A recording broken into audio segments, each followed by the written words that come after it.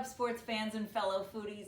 I'm Julie and welcome to my kitchen, where each week I talk sports while whipping up culinary creations. And this week, youth is served. On both sides of town for baseball, the North and the South Side baseball teams, each getting contributions from their young players to win their respective series on Sunday. The Cubs had a walk-off win. It was Nico Horner with the sacrifice fly. PCA, Pete Crow Armstrong, he comes around to score the game-winning run. 24 years old, he rushes up onto the brick wall in what could become the Wrigley version of the Lambeau Leap. Runs up, celebrates with the fans, youthful exuberance, complete joy, and the Cubs complete their sweep of the miserable Mets, who have now lost 11 in a row. White Sox out in Sacramento, and they got a win today from their #1 pitching prospect.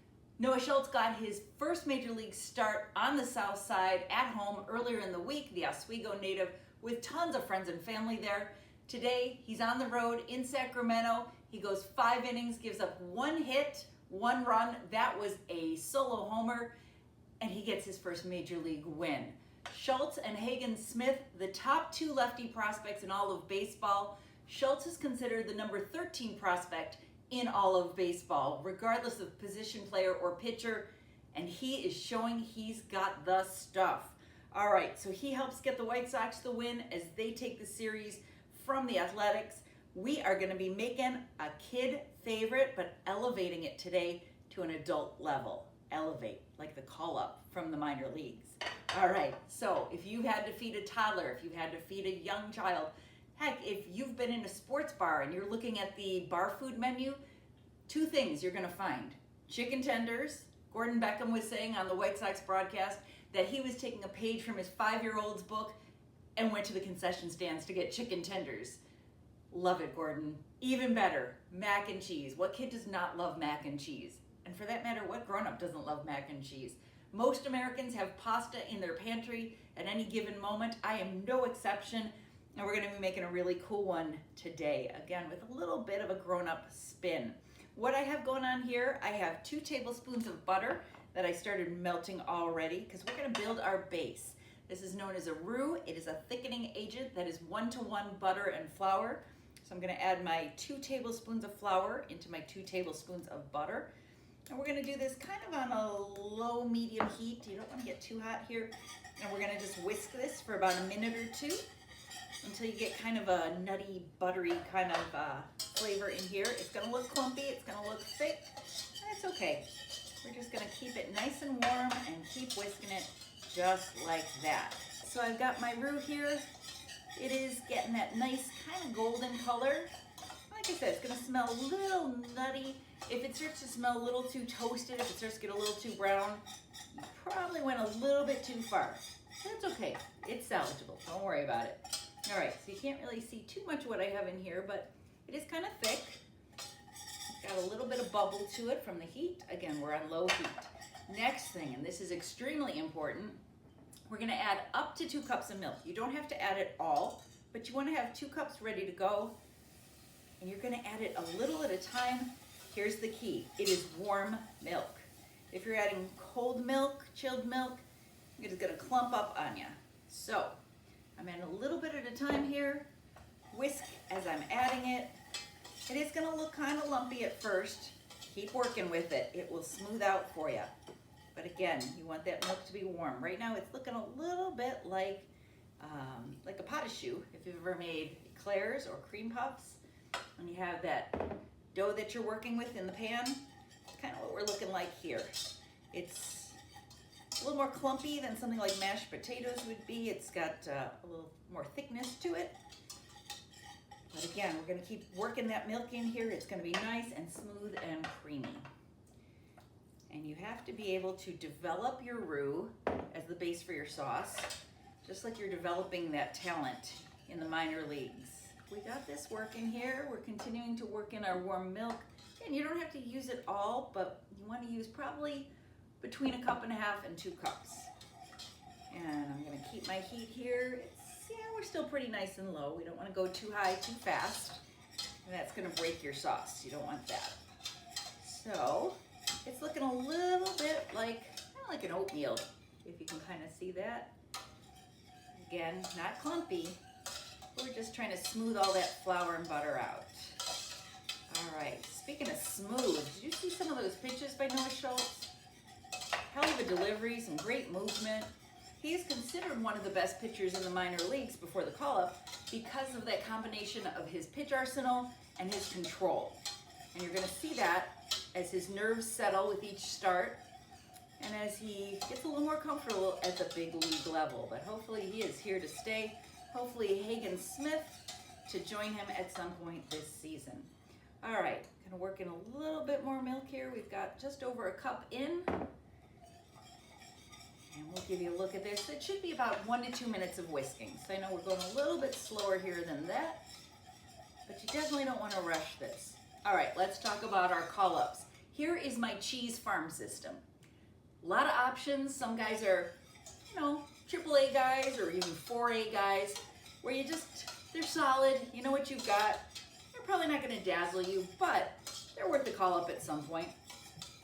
I've got a whole bunch of options here, and we're going to look at what makes them your ideal call-up for your homemade mac and cheese. All right, going to throw in a little bit more milk here, and then we're going to call this ready. I think this is kind of like what Ovaltine looked like, right? When it was kind of like a thickened milk, kind of like a porridge almost. All right, this is looking absolutely beautiful. So let's take a look at what I'm calling up from my farm system here. We got depth in this farm system, to say the least. I'm going to choose 3 things that I think are going to give us the most success. We're going to use some sharp white cheddar. We're going to use, and yes, you can find this at the store, Ultimate Mac and Cheese Blend. It's by Borden. It's a thick cut shredded cheese. It includes cheddar, American, and Swiss. So we don't want that to be our basis. What I'm going to use for our basis is this nice brick of Havarti. And we'll tell you why. We're going to shred this on our box grater. All those shredded cheeses, they have additives to keep them from clumping so that those cheese shreds don't clump in your bag. Okay, that's great for the purpose of packaging the cheese, but it's not great when you're trying to make something with it. So here's my Havarti. We're going to just do a little bit of this on the box grater. Ideally, you want this to be about a cup. This is going to give you that oomph, that solid, creamy, rich base for your mac and cheese. These are your guys with the high signing bonuses, right? They're already rich. Okay, so I've probably got, I've got at least a good cup there. So we're going to throw this in slowly. We don't want to add it all at once. But this is going to be velvety and rich and delicious. So we're getting some thickness here. You're seeing starting to get a little creamy with our cheese. I'm going to throw in a little pinch more of the Havarti. And then we're going to add in our cheddar. And you want to keep that blend as just a little bit of a oomph. You don't want that to be the basis at all. But we are dumping in a cup of our white cheddar. And you're going to see this nice and smooth added to our base that we slowly work together. No lumps here, just creamy and decadent, and it is smelling delicious. So look at that gooey consistency we got there. That's what you're going for. We'll add in a little bit of our blend here. This might be the one that's like, you call them up, they give you a start or two, and then they get sent back down. You know, they're helping you out because your bullpen's taxed or something like that. Speaking of taxed pitching staffs, oof, those Cubs they are in need of some chicken soup or something to heal those boys. A lot of guys on the DL. This is looking beautiful, and I'm incorporating that blend just a little bit, but we're gonna bring that back before we're done. We're gonna add in our pasta, which I have already cooked. Big key when you're making pasta, make sure you salt that water. Oh my goodness, I put in probably good, about this much, which is probably about a 1/4 cup or so of salt. Chefs love salt, I am no exception. I am using these little zucchetti. Got them in a box like this. Got them on clearance after Thanksgiving, but they're still good. I checked the dates. And we're going to add these in. You want a pasta that's got texture because it's gonna hold the cream sauce. So you want something like orecchiette, which are the little ears. That's how it translates in Italian. This in Italian, zucchetti, translates into little pumpkins, because that's exactly what they look like, if you can see that there. Little pumpkin pasta. All right, set that on the side. We're gonna switch from the whisk to a spoon here. You want something that coats the back of the spoon, which is what this is absolutely doing. Seriously, I could just, start eating this right off the whisk, but we won't. I'll do that off camera. It is so gooey. Look at that. Look at that beautiful stretchy cheese in there. I could probably throw in a little bit more pasta. We don't want to crowd the pot. Again, I've still got it over that nice kind of low heat, low to medium heat. All right, throw in a little bit more of our baby pumpkins here. And then, if you really want to spiff it up with some added protein, you can add pancetta. I'm going to add some bacon bits because Lord knows I love butter, I love cheese, I love bacon. All the healthy stuff, right? I'm going to mix some in here. We're going to sprinkle a little on top as well. And this is basically cooked and ready to eat. But if you want, you can finish it off in your broiler with a couple add-ins on top. So I'm going to kill my heat here. I'm going to move my Havarti out of the way, my top prospect here. And we're going to get a nice casserole style dish. You're going to look as I spoon this in here, and your mouth is going to water. You're going to think, why are you doing this to me? I'm hungry and I'm watching you make this. Well, see what you got in your pantry. You might be able to do this on your own on the fly. All right, as I'm scooping it and scraping it all out here, did a beautiful job of right texture, right temperature. Again, you don't want things to break on you. If you do sense that it's going to break on you, if you do sense that it's coming apart, you can add in a little splash of, you can add a splash of heavy cream, which you can add at the end to be decadent as well if you want to add a little more liquid into it. But if you put that in there, it'll smooth out for you. So you can rescue it. Don't worry about that. And then we've got this ready to be topped. Looks just like that. I'm going to go ahead and add a couple amazing things to this. Actually, we're going to start with that cheese blend that I mentioned. We're going to go ahead and take this, sprinkle a little bit over the top. This is going to give it that gooey finish on top. And here I have some crackers that I added with melted butter. So just crush up a bunch of buttery crackers. You can use Ritz crackers, you can use Townhouse crackers, you can use Toasteds, just some buttery crackers that you're gonna crush up, add some melted butter until you get a nice little consistency. And I went ahead and tossed mine in a frying pan real fast, just a little bit of crisp. So they already have some crunch to them. We're gonna go ahead and sprinkle that. And I'm gonna add back in a little bit of my bacon bits. So we're looking like this right now. Add a little more bacon. If you want, you can add chives. If you want some color or some fresh herbs, you can add chives.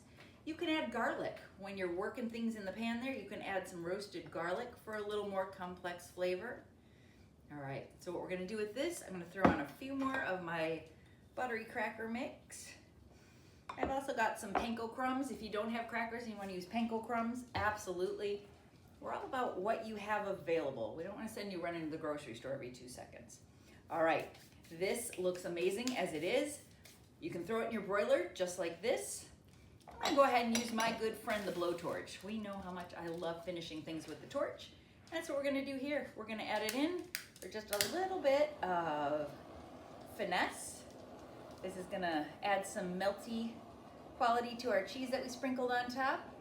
It's gonna get a little more brown on those beautiful cracker crumbs.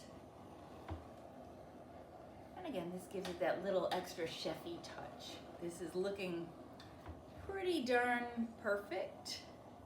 You don't want your crumbs to be totally brown. You just want them to be golden, and that's what we got going on here. The cheese is looking beautiful. And oh my gosh, this is just screaming to me to go ahead and take a taste. So I think we should do that. I think we take a taste and see the cheese and how gooey and yummy it's gonna be. And oh my gosh, could you just not sit here with this whole casserole dish and eat the whole thing yourself? No? Just me? Okay, well. Youth is served. We are serving up a kid favorite that we've elevated so that adults can serve this to your company. Or just, for yourself on a Friday night when you want to treat yourself to something decadent and yummy that didn't take a lot of work or ingredients. All right, I'm going to dig into this next week. I have a feeling we might be talking a little bit about the NFL draft. That's a tease. But in the meantime, I'm going to enjoy watching baseball on the north and south side as I always do. And I will see you back here in my kitchen next time. Thanks for joining me. See you later.